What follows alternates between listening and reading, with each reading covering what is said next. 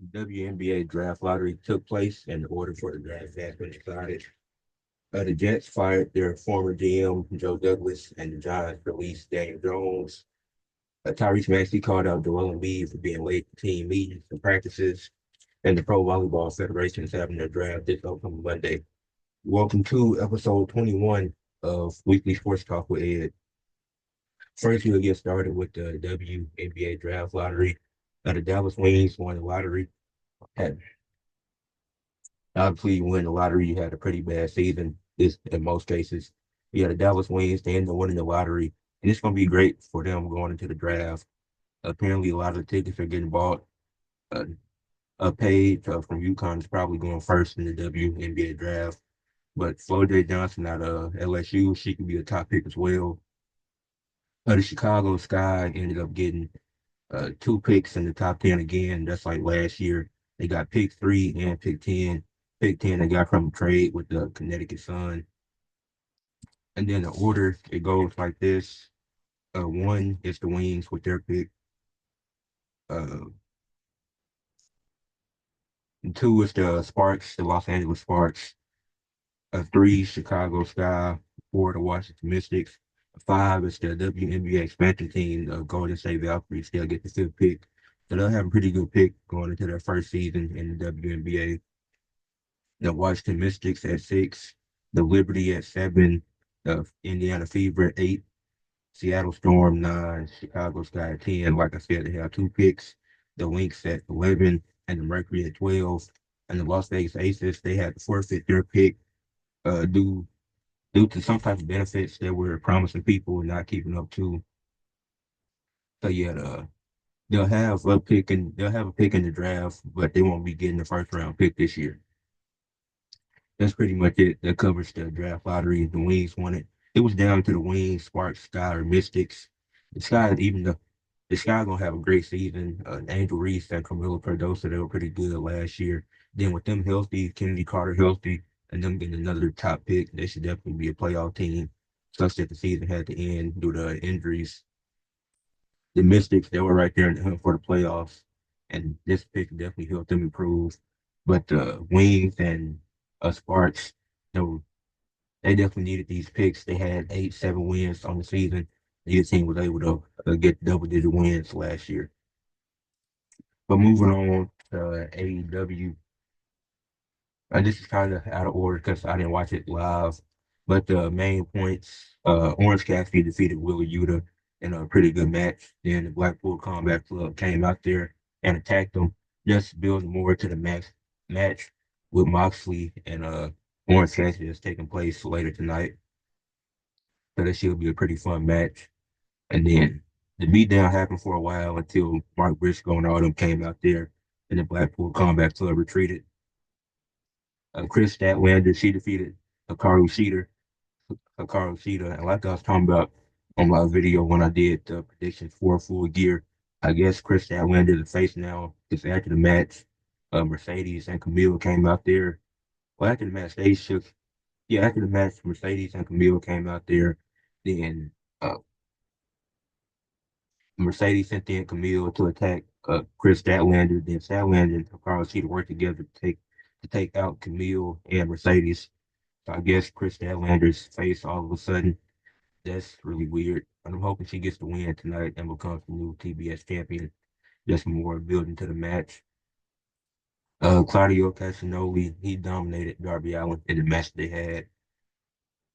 It's not much to say. It could have been that's now the match was fine. It made sense to keep Claudio looking dominant. Like I said, this is really out of order. But Takeshita, Cal Fletcher, Brian Cage, and Lance Archer defeated Will Ospreay, Powerhouse Hobbs, Ricochet, and Mark Davis in a really good 4-on-4 tag team match, 8-man tag team match. That was a great way to start the show. But yeah, again, then apparently Takeshita and Ricochet are fighting for the championship tonight. So I I think Takeshita, I think he'll retain. I don't see Ricochet winning it. Just not yet, at least. Last week he had a 1-on-2 match against Joe Keys and Cheeseburger. A cheeseburger got a really loud ovation, so good for him. But they got packed up real quick. Bobby Lashley got the win. It's not much more to it. Then after the match, Prince Nana came out there to Swerve's music, and Swerve came from behind to attack the Hurt Syndicate. Then Swerve, it was him standing tall this time. But I still think Bobby is going to win the match that they're having tonight. Moving on to the next topic, and this is the main portion of today's episode, is looking at the most underwhelming teams in the NBA season so far. And it's really not a lot. It's four teams that I picked out. I wanted to do five, but some of the teams, like the Wizards, I expect them to be bad. So it's like it's not too much I can really say about them. But the Pelicans, they're the first team that I had to mention. With all the injuries, I made a video about this too. Don't know if it's something within the training staff or what. But Ingram and Trey Murphy just recently came back, but then Yves Messi, he's also out now. So even though two players came back, another one is out again. And some should be returning soon, but when you have 90%, it was a stat, it was like 90.5% of the Pelicans payroll was out in the game versus Cleveland. Like they signed Elfrid Payton that day and he was starting that night. So the Pelicans have been underwhelming just because of their injuries. It's really nothing to do with the play because they've been a good rebounding team and Willie Green is a good coach. But it's just been unfortunate that you added the addition of DeJounte. You tell him you plan on running this small ball lineup. Then DeJounte goes out the first day. Then McCollum, Zion, Trey Murphy, uh, all these guys, they end up getting injured, being hurt. Some of these guys you don't have timelines for. Ingram, he missed a few games. So it's like they're at the bottom of the West right now fighting to climb back up. And then Ingram and Trey Murphy came back and they almost won the game against the Warriors, which they really needed their win, but they weren't able to get it. There's still plenty of season left for them to recover and whatnot. But with certain guys not having timelines, it's gonna be Jose Alvarado, another one. Just thought about him. He's out. So it's gonna be interesting to see how the season pans out. When the team's really been led by Brandon Ingram, he's been the most available, really. Then you have Brandon Boston coming off the bench. He's been productive most of the time. That's like the Pelicans with all the injuries. That's the only reason why the Pelicans are up here. Because when they're on the court, they look good together. Like we've seen, like without DeJounte, they look really solid together last season. Like the play-in game against the Lakers, where Zion had 40, then he went out with an injury. So it's just health with this team. So it's hard to trust the Pelicans in anything really. The next team is the 76ers. They beat the Nets last night in the in-season tournament, even though Embiid didn't play. That's part. Now the Sixers are also dealing with injuries, but since their stars who came back, they've just been bad. Like Tyrese Maxey, the season started with Embiid and Harden out. Not Harden, my bad. Harden has been great for the Clippers. They're not on this list, but shout out to Harden. He is the system. But Embiid and Paul George, they've been out. They were out to start the season, so Tyrese Maxey had to carry the load. And what that lead to? It led to him having to carry such a heavy load that he ended up getting injured because he's really doing everything with those two superstars being out. So now when Paul George comes back, he looks bad. When Embiid is supposed to come back, he's suspended because the league is lying. Now the team is lying or whatnot about what's really going on with Embiid. So it's like they've came back and they've looked bad. Even since Maxey came back from his injury, he hasn't looked good. So it's like you have these three stars that's supposed to be leading the team, but just even with the win last night, they're still at the bottom of the East. Had a really slow start to the season. When Paul George got injured in the preseason game, that happens sometimes. Never know. But since he's came back, it's just been a lot of talking and he's not doing much. Like he's going on this podcast talking about the Clippers when he's playing bad. He's had one good game since he's played this in the games he's played this season. Then Embiid, the thing with the reporter, that was really weird. The reporter deserved what he got for bringing Embiid's family into it and stuff. But aside from that, he hasn't looked good. He's looked bad when he's been on the court, and he's not playing back to backs at all. So he's probably not gonna make All NBA because of the amount of games he's gonna miss, especially when they have 13, 14 back to backs this season. He's already missed time. So they're getting off to a really slow start, and that's not good for a team that should be competing for a championship. And the common theme you will see with these four teams is that three of these teams are in the East.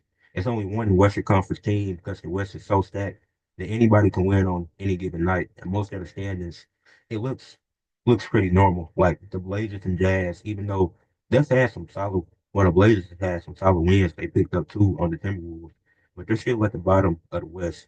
The Jazz are they're still at the bottom of the West, but they've looked okay. So, and I'm expecting them to be bad. So it's teams like that I can't put on the list of most underwhelming teams. But back to the topic, the Milwaukee Bucks. They're about 3 or 4 games under 500. They should be 3 or 4 games over that. They should be a few games better than what they are. Chris Middleton, there's still no timetable when he'll return. It's very serious injury. Just hoping he can come back as soon as possible because you never want to see that. That's just unfortunate. But then Dame and Giannis, they still aren't running the pick and rolls enough. Dame is still running it more with Brook Lopez. This was a problem last season. You have guys dominant as Giannis. You can you don't have to you don't have to abuse it like keep you don't have to consistently use it, but it would make sense to run it more with Dame and Giannis than to do it with Dame and Brook Lopez. Because Giannis is your dominant force on offense. He's your team's best player. Then Giannis has had games that they have lost because he's settling for mid-range jumpers. He's one of the most dominant guys in the league. He needs to go to the paint, get a layup, draw a foul, make it simple instead of settling for jump shots. Like the game they had against the Pistons, uh, he had he was the only person to score a field goal in the fourth quarter, and I don't think Dame played that game, but that can't happen. Rick Lopez, he's been pretty bad this season. He's looked better recently, and the Bucks as a team have looked better recently, but this needs to stay consistent. I don't know if it'll be super consistent when you have Doc Rivers coaching and you have Darvin Ham, the assistant coach. So I don't know how consistent they'll be throughout the season, but it's not looking good so far. The Indiana Pacers, Tyrese Halliburton, he's been bad this season. There's no other way I can put it. Can't sugarcoat it any type of way. He's been bad this season. Needs to step up. Needs to take more shots. Needs to make more shots as well. And then the Pacers as a team, like they should be better. They should have a better record than what they have. But the team goes through Tyrese Halliburton, so he has to step up for this team to play better. Because if not, this is just a 2021 Hawks situation, which I've mentioned before. I've said the same thing that happened with the Hawks could happen to the Pacers. Because the 2021 Hawks went to the Eastern Conference Finals as the fifth seed. Not a lot of people expected that. Then the next season, they were the 8, 9 seed, didn't do much. Either didn't make the playoffs or lost in the first. I'm pretty sure they lost in the first round that 2022 year. This is the Pacers, what they're looking like. They were a 7 seed, if my numbers, they weren't 7 seed. They were a 6 seed last season. Made it all the way to the conference finals, lost in the conference finals, and now this season they don't look as good as they did during their playoff run. And you can say injuries, this and that, but that's part of the game. So I'm not taking that away from the Indiana Pacers. So the Pelicans, 76ers, Bucks, and Pacers are the four most underwhelming teams in the NBA at the moment. So, yeah. The three Eastern Conference teams, only one in the West. I was fishing trying to look for a fifth team, but I can't come up here and talk about the Wizards like I expected them to be a good team. Can't talk about the Heat, even though they're in the playoff picture right now. They're a few games under, but they'll look solid. Uh, so can't say a team like the Jazz or the Blazers, because those aren't teams you expect to be good. Even though the Blazers have looked solid this season. Don't know how long that'll last. Same with the Brooklyn Nets. They've been solid this season. But that's it for that. Next, talk about some volleyball and some stats. Well, the next two segments are going to be about volleyball, but taking a look at some of the top players in college volleyball right now. Olivia Baycock of Pittsburgh, she's second in aces per set. That's really impressive. Uh, Jazz, Jazz Murzick for Penn State. She has 400 plus kills on the season. Only one out of 35 players in D1 college volleyball to do that this season. It'll probably be a few more to accomplish that feat, but she's only one of 35 so far. Lexi Hamildor from Dayton. She's top 10 in kills percent at 4.92. for so 4.9, almost 5 kills per set. That's really impressive. Atlanta Scott from Louisville, 407 digs, 4.6 per set. Raven Colvin from Purdue, she's third in blocks per set and has 153 total. That's really impressive to be able to pull that off. Andy Jackson from Nebraska, she has a 46 hit percentage, and everybody else is 45 or under. She's leading D1 volleyball in that. Uh, Mary Scroll, Arizona State, 473 digs, 4.8 digs per set. Julia Cordona, Evansville, 15.8 attacks per set, 149 kills and 1,548 total attacks. She leads D1 in all three of those stats that I just named. Jalen Stout, 19 triple doubles from Coastal Carolina, 113 saves, fifth out of the people that have triple doubles, and she's the first in triple doubles, 19. She's 9 ahead of everybody.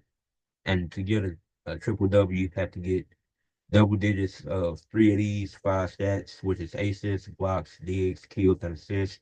And she's done that 19 times, so that's highly impressive. Then Julia Haggerty from Boston College, 1.9 blocks per set, 202 total, leading D1 in both of those stats. And I mentioned all those stats to lead me to my next topic, which is the Pro Volleyball Federation. Their draft is coming up this Monday, November 25th. Uh, the newly formed league, it's only a second season. Well, it's going to be, they're going into their second season in 2025, 8 teams. And so these are some of the top players that I think should and might be in the draft. Now, some of the women, they go overseas because it hadn't been a league, like the actual league in the United States established for a while until last year. So it's a lot of D3, D2 players in there right now. And maybe they get some of these Division 1 girls to come to their league and perform. And I'll see you on Monday as the draft happens. Then I'll update y'all next week about the draft for the Pro Volleyball Federation. That's going to lead me to my next topic, which is recapping Raw and Smackdown.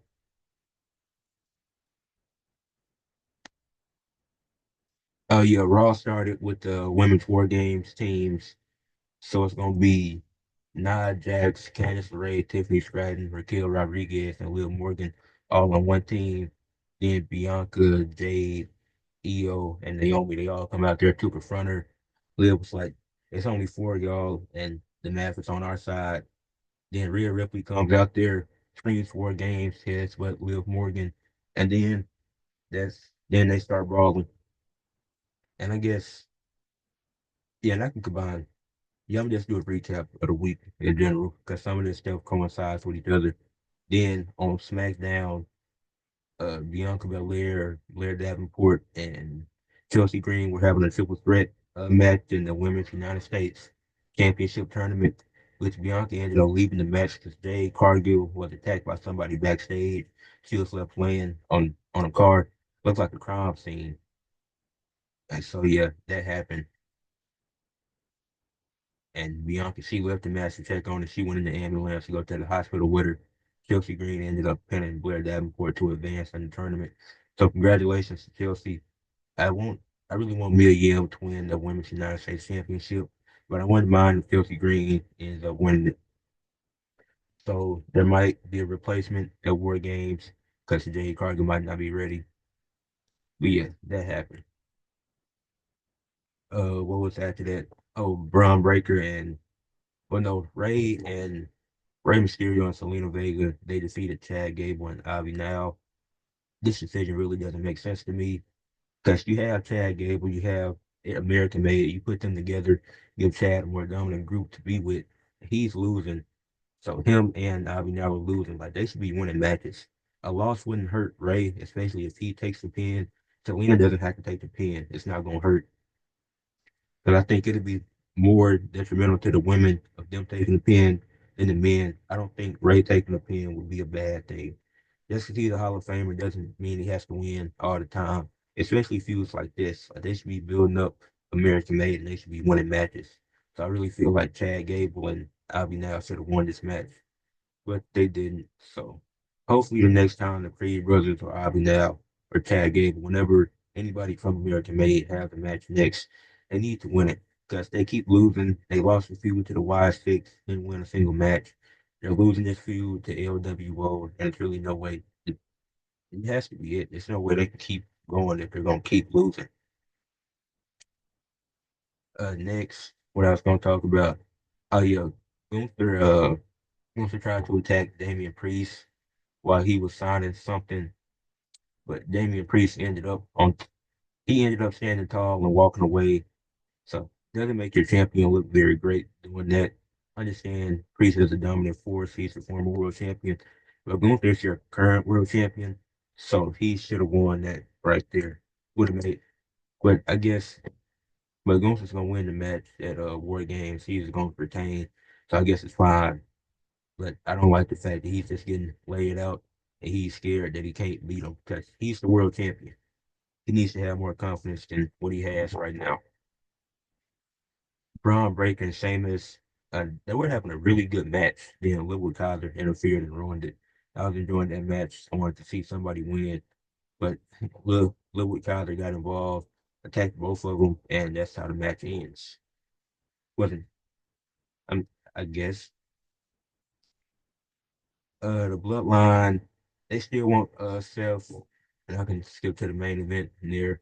They still want Seth to join the team. Uh, Seth is like, I don't want. I love the team with all three of you talking to Jimmy, Jay, and Sami Zayn. He don't have a problem with them, but his problem is Roman Reigns and putting him back in power. He's like he doesn't want to join that. Well, doesn't and Seth he said it for multiple weeks. He doesn't want to join the Bloodline because he doesn't want to help out Roman because he did all he could to take him out of power. Then later in the main event, Seth and Bronson Reed had their second match, and really good match. I think the first one was still better than this one. Then you got the interference, or even before the match started, the new bloodline came out there. OG bloodline came out there. Then it was an attack 4-on-4. But who you didn't see was Solo. So towards the end of the match, when Seth's looking like he's about to win, Solo appears to distract Seth. Then Bronson Reed ends up getting the pin, and then that's how it is. Solo and Bronson Reed standing tall after that. And then on SmackDown, you got Solo demanding Roman and his crew to come out there and surrender to the bloodline and join forces. And when he first said that, I was thinking, wow, that's a lot of people. It's gonna be looking like the Bullet Club and New Japan Pro when they had all them people in that group. But yeah, so Roman and them came out there later. Uh, And then Solo, as soon as he gave the mic to Roman, heard Paul Heyman's voice, and Paul Heyman made his turn. Crowd went crazy, and he was like, "It's not gonna be a 4-on-5 at War Games. It's gonna be a 5-on-5." Then CM Punk music hits. Roman Reigns is confused, but CM Punk, the OG Bloodline, they brought with the new Bloodline, and they're left standing tall. OG Bloodline standing tall, and CM Punk, him and Roman, they're looking at each other. Roman's like, "Why are you out here?" Punk's like, "I just saved you." So it's like they know who the fifth CM Punk is the fifth member for War Games for the OG Bloodline. So it should be very entertaining. Wasn't expecting that. Glad that Seth didn't join because he went multiple weeks saying he doesn't want to join. He doesn't want to be a part of it. So I'm glad they didn't try to throw him into it. And what else? Oh yeah, the New Day and Alpha Academy is happening next week because Woods took offense to Alpha Academy trying to settle their differences. Because he was like, Alpha Academy, you've never won nothing, so why would I listen to you? And he had a really good point. He was like, that's why Chad Gable left y'all. So that makes a lot of sense. Then before that, Uncle Howdy, what did he do? He sent the Warner promo to the Miz and the Final Testament. So this feud has been great. I think it's gonna be really good. Maybe this feud should have been the one that got a War Games match because the other two the women's one is definitely thrown together than the men's one. It's like it didn't have to be 5-on-5. It could have just been 4-on-4, but it's not my decision. And yeah, The War Raiders defeated Dominic and Carlito, but the whole nothing. They ended up coming out there and attacking the War Raiders. But they're gonna get a shot at the tag team titles soon. So, and I hope they win it. But if they didn't win it, then you pull a swerve and have Dominic and Carlito be the ones to take it off of Finn Balor and JD McDonough. That would be really, that'd be a cool moment. Because if you think about it, the way that Dom has been talking to Finn recently, it seems like they're planting seeds for them breaking up. And they're doing that for a lot of teams. But if they did that, they could be interesting if Finn, no, yeah, Finn and JD, if they lose to Dominic and Carlito for the tag titles. Because they already not feeling Dominic. No, no, not Dominic. They're not feeling Carlito. But it's like Dominic keep getting into it with Finn, and no, JD won't mess with that. They don't know where Liv or Raquel really fit in. Because Raquel, she'll probably go where Liv goes. Unless Raquel eventually turns on her. Because they don't get those tag team titles back, which they never lost. But that's it for all the stuff that happened on Raw. We can move to SmackDown, where a lot happened. I already talked about the bloodline stuff, so I don't have to mention that. But Kevin Owens, he came out, cut a, well, Cody Rhodes, he came out first. Then Cody Rhodes and Kevin Owens, they were going back and forth. And it was a really good promo by both of them. So their match is probably going to be a Saturday night's main event for the WWE Championship. This is the best storyline that WWE has given Cody Rhodes since winning the championship. He had the match with AJ. He had the match with Logan Paul. All his matches have been good. He did the tag match with Roman. He's had a good reign, but this being an actual feud, this is great for Cody, and I think it's going to do a lot for him and Kevin Owens, because heel Kevin Owens is amazing. So keep him as a heel, have him win a mid card, have him win the U.S. title off LA Knight at WrestleMania if he holds it there. Well, Shinsuke might be champion. We'll get to that. But have him win the U.S. title at some point if he's still on SmackDown next year. I already mentioned that. LA Knight beat Santos, who got a rematch somehow. And not too long ago, LA Knight already beat Santos. Now he's getting another championship match. But even with Shinsuke Nakamura interfering, well, trying to distract LA Knight, not necessarily interfering, LA Knight was still able to get the win. And Shinsuke attacked him after the match. And this is going to be a great feud, Shinsuke and LA Knight feuding for the U.S. title. Shinsuke has to win the title now with the way that they're building him up, the way that they brought him back. It would only make sense for him to win the title. So, and I don't know when they'll do it. Maybe that's a match that happens at Saturday night main event too. It'll probably be a thing where it's like Shinsuke does it on his time when it's best for him to win. I already mentioned the Chelsea Green, Bianca stuff. Uh, Naomi and Bailey had a match against Candice LeRae and Tiffany Stratton. Then Candice and Tiffany, they aren't working well together. I say Tiffany Stratton. Tiffany and Candice aren't working well together. Then Nia Jax is like, Nia Jax trying to get them on the same page, telling them to work together. But eventually, Nia Jax just interferes. Then Io Sky comes out there to try to save him. Then Liv and Raquel come out there, and it's a 5-on-3 at this point. Then you have Rhea come out there with a kendo stick or a chair. I really forgot. But she came out there to make the save. Pretty sure she had a chair. She came out there, make the save. And then it was the women's War Games team, well, part of it, because Bianca and Jay were at the hospital, and Bailey was standing tall. And Bailey might be Jay's replacement, even though Bianca wouldn't like that. But you got to find the fifth member if Jay can compete. And then what else? Trying to see if there's anything that I'm missing from SmackDown. Montez Ford and Tommaso Ciampa had a really good match. That was fun to watch. Montez Ford ended up getting the victory.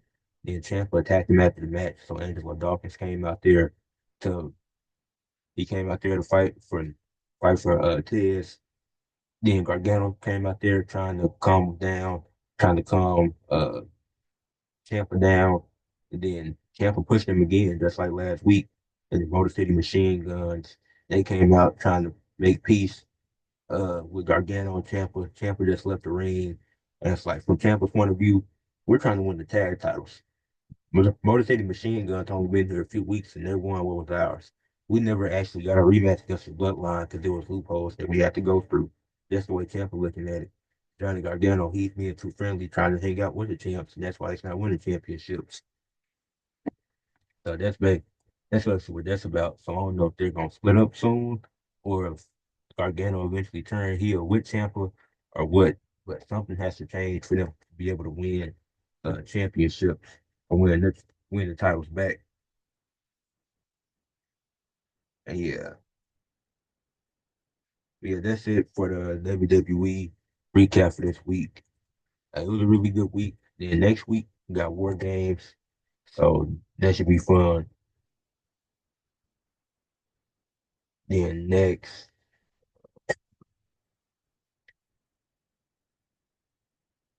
elementary basketball. This wasn't supposed to be a part of the show today, but I have kids that play on or the kids that I work with. Some of them on their basketball teams and stuff. Some of them on cheer. So I went to see some of them today. And the way that elementary basketball is ran, it's really bad. It's not organized. It's really nothing. Everybody wants to run the ball. Everybody wants to run with the ball, wants to shoot. The referees only call what they want to, not what they see. Like it was the first few seconds of one of the games, nothing was being called. Then all of a sudden you hear a whistle every 5 seconds. Like it has to be coached. And these kids, it's understandable they're in elementary, but it's like the coaches, they're not saying nothing. Like they're acting like everything they're doing is okay. They're not getting benched or nothing. They're staying in the game for doing dumb stuff, and that's the truth. It's like there's no plays set up. There's no positions. They're just roaming around on the court trying to make baskets. And sometimes the kids do pass, sometimes they don't. But it's like when the cheer squad is more entertaining than the game, that's a problem.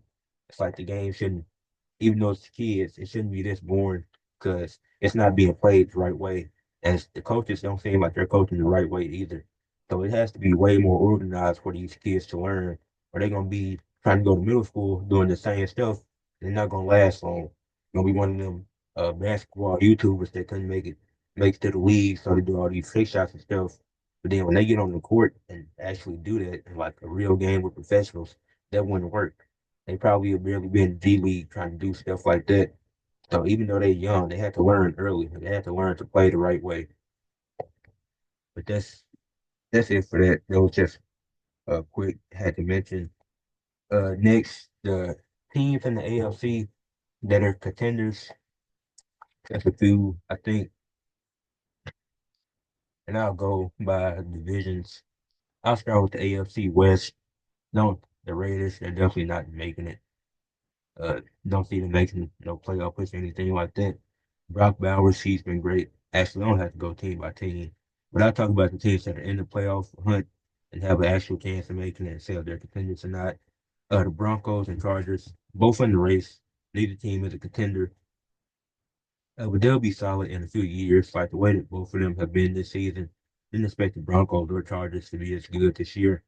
So they'll definitely be competing in a few years. Bo Nix, he's really good. I'll talk about him later. But the Chiefs, they're the only contender in that division, sitting at 9-1. Even though they haven't looked great this season, in their wins, they're winning games, and that's what's important. The AFC South, the Colts are competing. They can have a chance to make the playoffs, but they're not contenders. But then the Texans at 7-4, they can get healthy. They can definitely contend. But without the health, I'm really unsure about them and what they can do. When it comes to the North, I think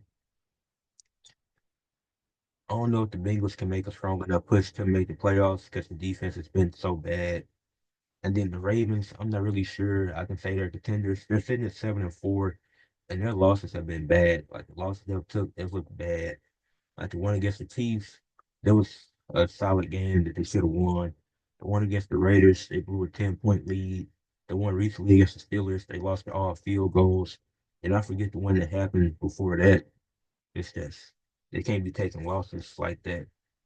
I'm pretty sure they lost to the Browns. Yeah, because that was the Jameis Winston game. So those are two bad divisional losses, and you can't go into the playoffs like that. So I'm really unsure about the Ravens now. Like I said last week, they're a contender. But after seeing how they played against the Steelers and looking back at some of their losses this season, they can't play like that in the playoffs. It was so easy for the Steelers to beat them in that game just kicking field goals. And they didn't have to score a single touchdown. and the Steelers sitting at 8-3.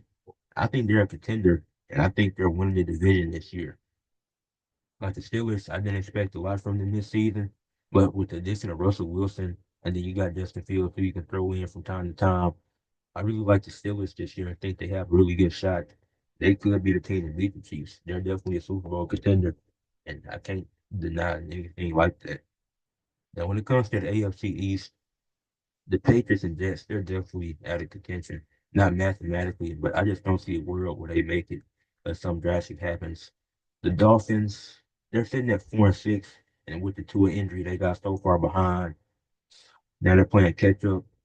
Might finish the season right above 500, right below it. So I don't think they'll make a strong enough push for the playoffs. But the Bills at 9-2, one of those losses was really bad. Maybe two. I remember the Ravens game was really bad. I forget who the other loss was to. But the Bills at 9-2, they're still a contender in the AFC. They just beat the undefeated Chiefs. The Chiefs that were undefeated, they beat them, and they won. They could have won that game by more points if they didn't have a few sloppy plays. But that's this Bills team is really good this year, so they can definitely be a team that wins it. And to close everything out for the day, got to do athletes of the week for the NFL. Along with Bo Nix, 84.8 completion percentage, 307 passing yards, 4 passing touchdowns, and 145 passer rating. Elite game from Bo Nix, the best of his career, one of the best we've seen from a rookie quarterback all time. Absolutely phenomenal game from him, and he keeps getting better each and each week. So shout out to Bo Nix. For WWE, I surprisingly went with Shinsuke, even though he didn't have a match. The promo package he had and the distraction and the attack on LA Knight, he should look really good in his return. So I just had to give it to him this week. For AEW, I went with Orange Cassidy. His match with Really Yuta on Dynamite was really good. So I had to give it to OC this week. And for the NBA, I went with Jared McCain. He's looked like the Sixers' best player, and he's a rookie. And this week alone, he's had a game with 20 points, 4 assists, and 2 steals. Another game with 20 points, 5 assists, and 2 rebounds. Then last game he had 30 points, 2 steals, 3 assists, and 5 rebounds. And he's doing this while shooting a minimum of 42% from three. The one game he was 44%, another 43, and another 54. So he's been very efficient from three. Two of these games he shot 50+% from the field, and they went 1-2 in these games.